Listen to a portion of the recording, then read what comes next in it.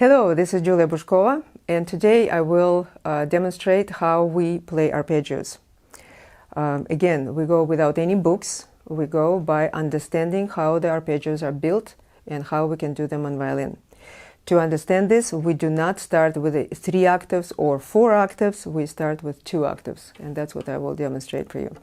So let's say I'm playing G major scale, which is a really good scale. And every arpeggio, we know, will start from the G open. Okay, that's number one. Second thing will be, we will change, hopefully, only one note at a time, one tone at a time, because it will sound the best. Only one time there will be a move of 2 tones, but again, it will sound very smooth, and you will see. So we start from arpeggio, this, major, G major.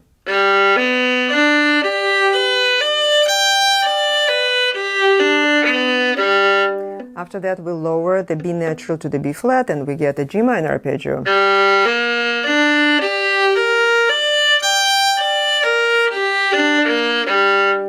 After that, we add another note, E flat is possible here, and we get the first inversion of E flat major arpeggio.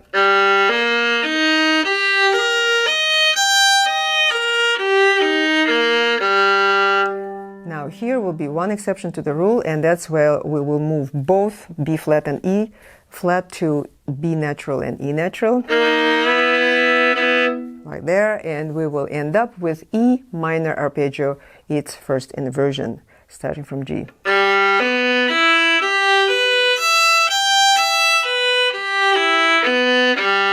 You can use E open or you can use 4th finger, either way.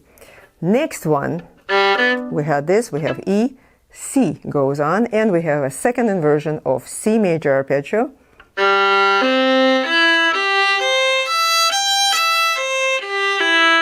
And now we lower the E flat to E to E flat, and we receive a C minor arpeggio, second inversion.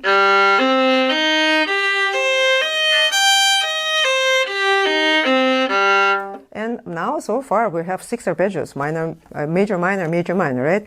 So usually we add 2 more. First of that, it will be diminished 7th chord.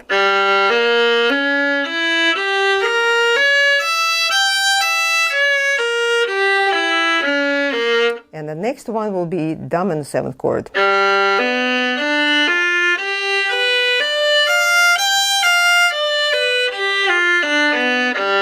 You can either finish on G or resolve it, because it, of course, wants to go to C major. Okay, so this is when the routine, when we play 8 arpeggios altogether. You know what? You can actually play 7 instead of 8, and you can start for that with the minor rather than a major. And now I will not announce all of them. I will just play for you this routine, and you figure out what happens. So one will be missing because of this, because we want to sound good. So starting with G minor.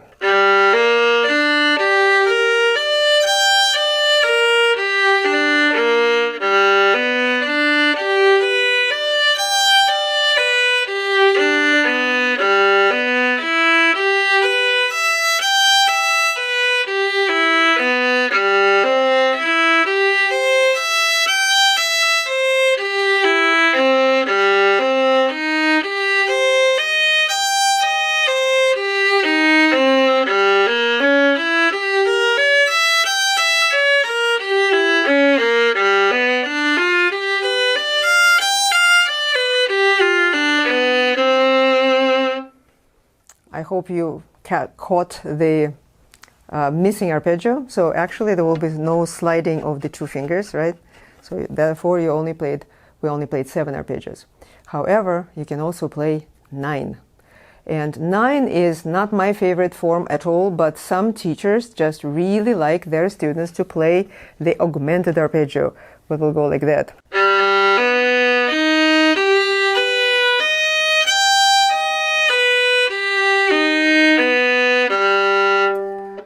This is not my favorite arpeggio to play, even though I do realize that it is useful at some points, at least, especially when you start shifting up, but we're not going to go into it.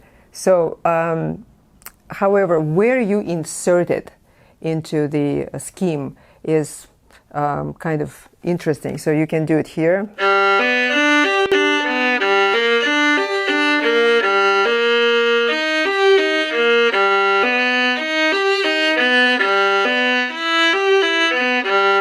that will be probably the best place to insert it. Again, it was between the E flat major first inversion and E minor first inversion, right? Right in between them, actually it provided nice smooth transition because we were only changing again one tone at a time. So yes, you can do 9 arpeggios. If you want to challenge yourself more, and sometimes we were challenged that way, we were asked to play other inversions of the dominant 7th chord, okay? Now here's my dominant 7th chord from note of G.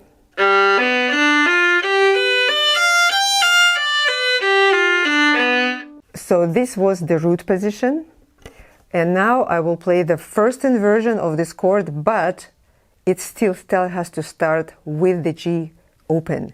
So the key will be different, the notes will be very different. So here we go.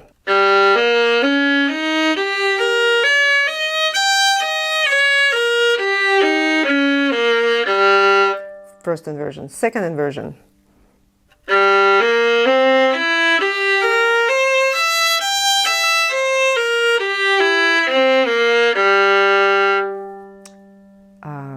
Third inversion. You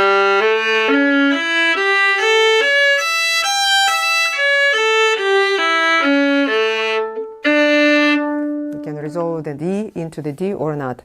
So that is the ultimate, penultimate number of arpeggios you can do. And then when you've mastered them in the first position like this, and you know all the changes, then you start shifting them and do them in 3 octaves and eventually in 4 octaves. So I hope that has been helpful, and you will subscribe and like, and I will see you all later.